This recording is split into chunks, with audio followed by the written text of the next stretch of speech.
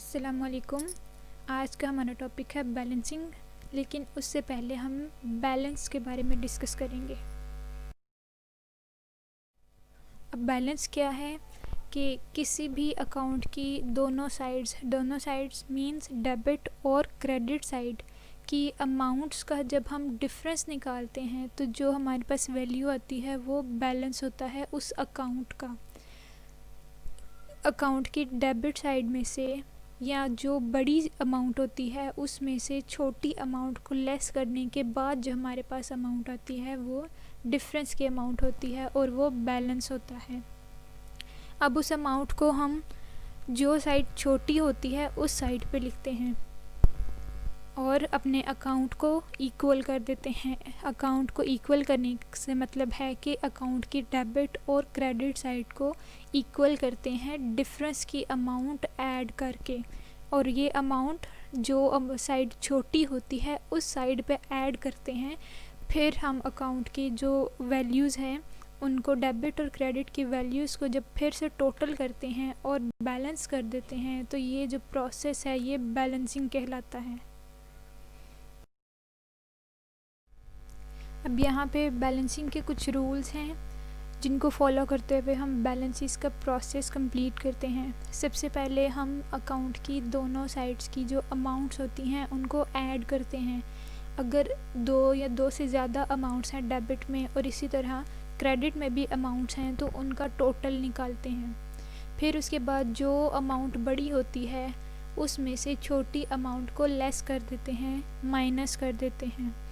फिर जो माइनस करने के बाद हमारे पास अब वैल्यू आती है, उस जो बैलेंस की अमाउंट आती है वो हम उस साइड पे लिखते हैं जो साइड छोटी होती है, चाहे वो डेबिट साइड हो या फिर क्रेडिट साइड हो। जो साइड छोटी होगी उस साइड पे हम डिफरेंस की अमाउंट लिखेंगे। उसके बाद दोबारा से दोनों साइड्स को टोटल करेंगे और अपने अकाउंट को क्लोज कर देंगे।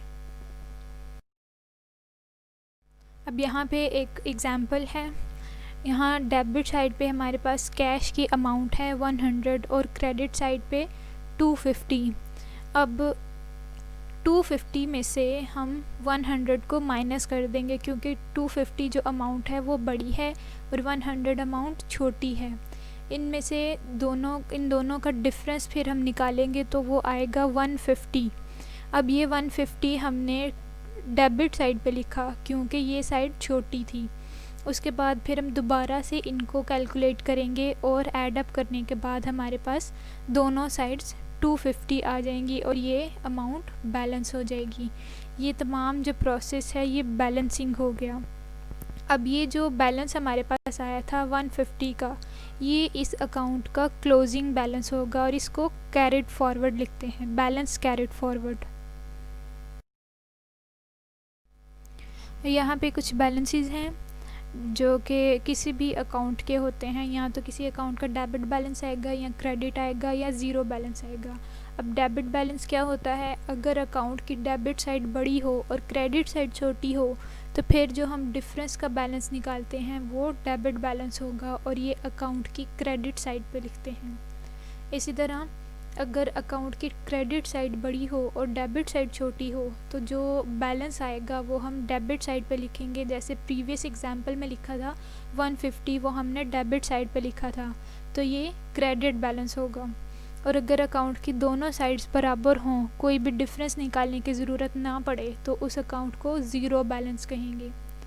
अब जो भी हमारे पास बैलेंस आता है, चाहे वो डेबिट साइड पे आए या क्रेडिट साइड पे आए, वो उस अकाउंट का क्लोजिंग बैलेंस होता है। फिर जब हम नेक्स्ट ईयर दोबारा अकाउंट को ओपन करते हैं तो वही जो क्लोजिंग बैलेंस होगा वो नेक्स्ट ईयर अकाउंट का ओपनिंग बैलेंस बन जाएगा।